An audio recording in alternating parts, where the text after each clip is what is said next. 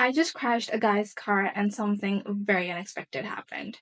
For those of you who are new to the channel, this is Sam Shelly, the author, and this is the first episode of The Ridiculous Life of Sam Shelly, the author. For those of you who do not know what I'm doing here right now, I just decided recently that I'm going to be making videos of all the ridiculous stuff and relatable stuff that happens in my life alongside my writing journey for you to just catch up on whatever goes on.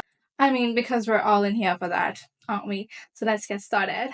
Now, I am a university student, and to be honest, me getting a driving license in the first place, me even clearing my driving test in the first place, was a big achievement. Now, I never claimed to be a very good pro driver, but I'm just a girl. I'm just a girl, so I did what I did. Now, when it was the off time, and everybody was going back from the university, and I went to my parking lot, and I am sitting in the car, and I'm going to sit in my car, and my friend is obviously with me, and she's hanging out with me. So like she goes to the passenger side and I go to my driving side, and we sit in the car. And while we were going there, I saw clearly there was no one behind me, like there was no car parked behind me, no motorbike parked behind me. So the route was clear, obviously, and I thought, wow, I can reverse. Now, me being me, I checked my side view mirrors because there were a few cars parked beside me and a few bikes parked beside me, but there was no one behind. The route was clear. Okay, so I did not bother checking my back view mirror. Now that was silly me. Silly me. I'll tell you why. Because I did not notice that like 2 minutes before I was going to sit, I saw from my peripheral vision that there was a car that was, reversing right beside me, or maybe, not right beside me, but like maybe two cars beside me, that was reversing and going out. Now, I gave that car plenty of time to actually reverse and get out of that place, just go away. And now, who thought that that dumb guy, when I was sitting, would actually think it would be very convenient to just stop his car right behind mine? So, like, my car was parked like this, and he thought it was so convenient to just stop his car right behind mine like this in an L shape. So, like, his driver's door was adjacent to my bumper, and I did not see that. I did not see that because I was assuming there was no one behind me, obviously. So, like, well, things happened. I carelessly reversed, and I was talking, by the way, with my friend at that time, and I reversed, and we're talking, and all of a sudden there's this noise of boom, and we go still, and I look at her like that, and she looks at me like that, and we're like, oh my god, what just happened? And only then do I take out the precious time out of my life to look back and see what happened. Clearly, it was my fault, so I could not even blame anybody else for it, because obviously I was the one responsible for it. So, well, okay, anyways, so I sit there and I'm shitting my pants and I'm waiting for what's going to happen next, because obviously this is the first time we're doing something so ridiculous like this, right? We've never done this before. Anyways, so I'm waiting, and I see from the back view mirror that I'm now obsessed with, by the way, the guy from the driving seats. He steps out. Obviously, I move my car away from his door, and he's walking towards the passenger side, because apparently on my side there were the bikes that they were very parked very close. So he could have not had enough access. So I roll down the window and I peep out like this, and I'm making the best puppy eyes, the best innocent smile that I can pull, um making sure that it would somehow just soothe down his anger. And he's obviously assuming that it's a job of a guy, because, well, in my university, in my department, basically, there are not a lot of girls that drive. I might be the one and only over there who has a car. But anyway, so like he rolls down, I mean, I roll down my window, and so he peeps in and he sees a girl sitting on the passenger side. So his facial expression changes. So he's still hoping, and I know that he's hoping, that there might be a guy on the driving seat so he can, pull up a fight with, he can get out some cash from him, because, well, he would get every excuse to fight with him because obviously it's the driver's fault. I mean, my fault. And anyway, so when he looks further inside the car and he sees another woman sitting on the driving seat, you will not believe how quickly his expression changed. His expression was literally like this, like, and the moment his eyes fall on me, he goes like,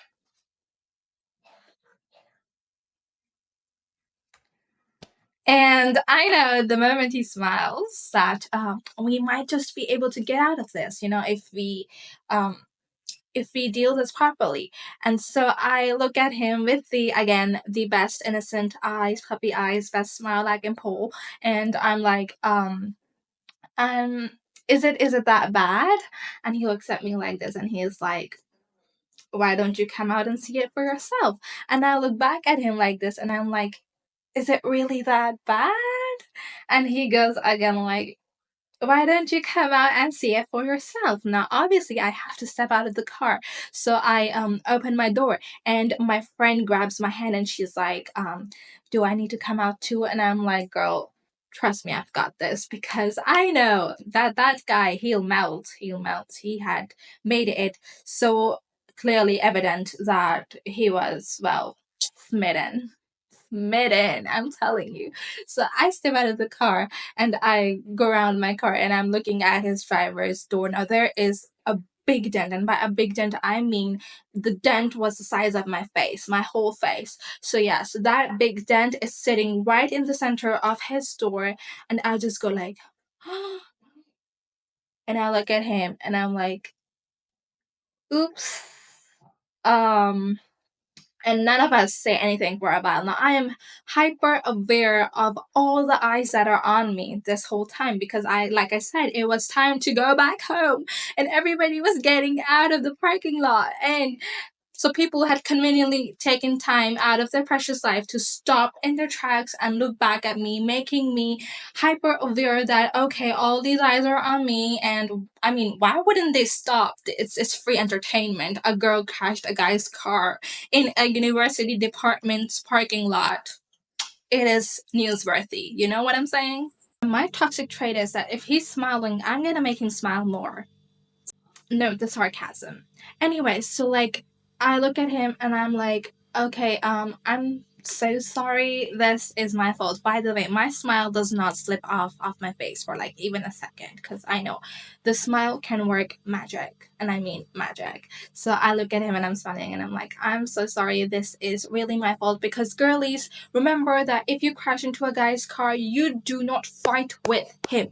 Okay, you do not fight with him. You actually take the blame if it is really your fault. Okay, if it's not, then obviously you put the blame on someone else. But if it is your fault, then you have to take the blame. You have to suffer the consequences, and you tell them that you own the mistake. Because let me tell you, if you own the mistake, the person who's standing opposite to you, he is not going to get so angry. People only get angry if the person who crashes their car is actually being brutally shitty about the way they crashed their car, and they're not taking responsibility for it. So remember, girlies, rule number one is, if you crash a car and if it's only your mistake and you know it, accept it. Okay, accept it. Be nice about it. So I just tell him that I'm sorry, this is completely my fault. I was not looking. And then I see the other guy that was sitting in his passenger side. He steps out from his side and he comes up and walks up to his friend. Now they are not locals, so they start talking and they're looking at me and they're all shy about it. And I'm like, why are they like smiling? And their smile is like as if they're smitten, as if they are seeing Angelina Jolie. And trust me, I wasn't even looking that pretty that day. My hair was a mess. It was slicked back into a greasy bun.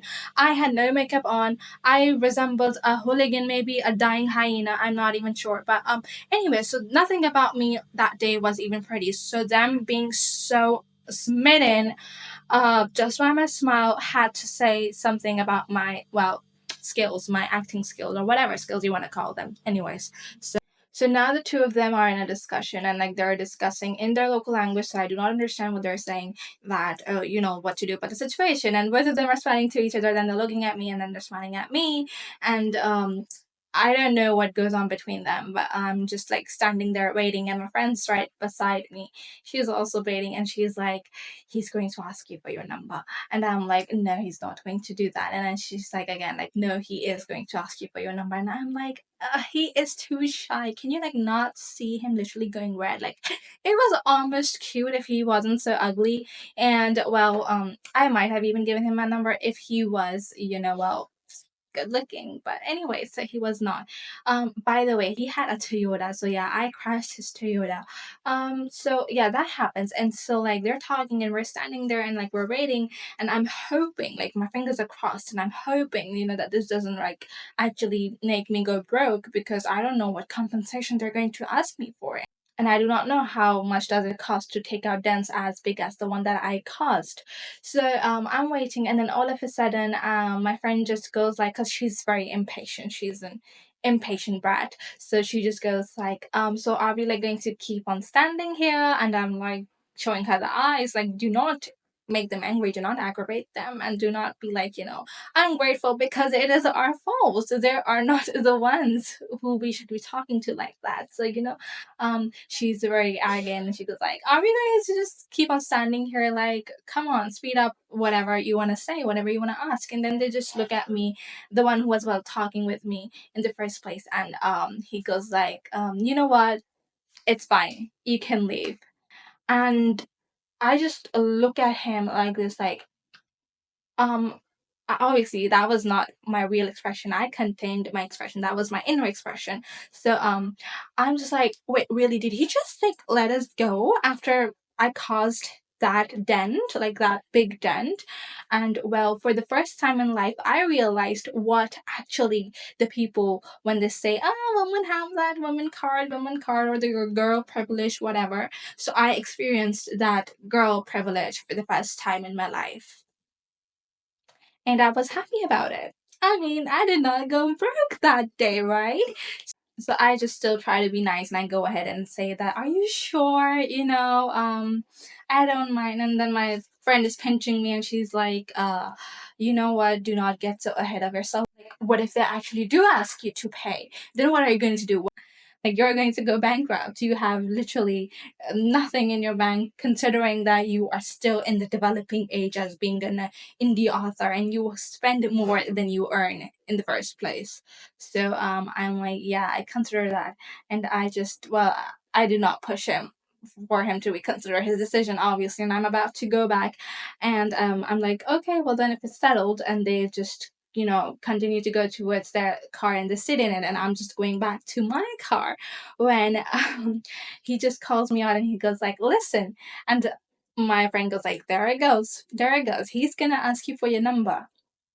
And he just goes like, well, are you from this department? Like, are you visiting, or are you actually a student here?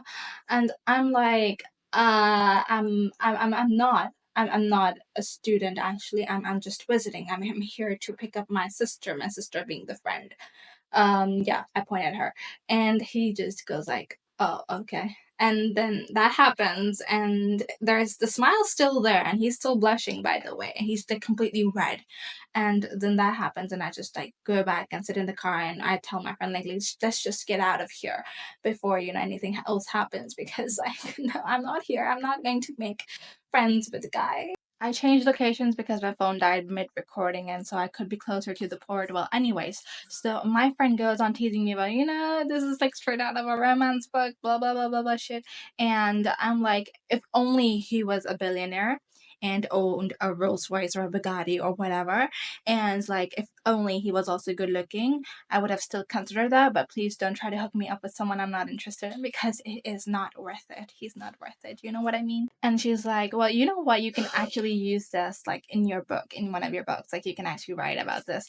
And I'm like, well, we'll see. So now the question is that, is this cliche situation that just happened, is this big enough for me to make a whole plot around it? Who knows? Who knows? I might or I might not. And by the way, my friend also cursed me, saying, well, that, you know, you shouldn't have lied, because I am pretty damn sure that now that you've crashed into his car, there is no way that you're not going to be meeting him again in the department. Like, that is just something that is going to happen, and like she can see it coming. And I'm scared, because, well, I do not want to meet this guy, because like, just imagine, it's embarrassing. Like, people are going to think that I can't even drive. I clearly can. I can, okay. And I don't want people to think that. It was his fault, by the way, that he came and parked behind a woman and turned off his engine so conveniently, and taking all his time in the world to talk with his friend, not realizing that there's literally a car coming in reverse. He could have actually, honked at least. He could have given me a horn or a warning that, okay, ma'am, I'm here. If he would have, then I wouldn't have actually crashed into his car. So, well, whatever. So, yeah, that happened. And that is the end of the story. See you in the next episode. Bye bye.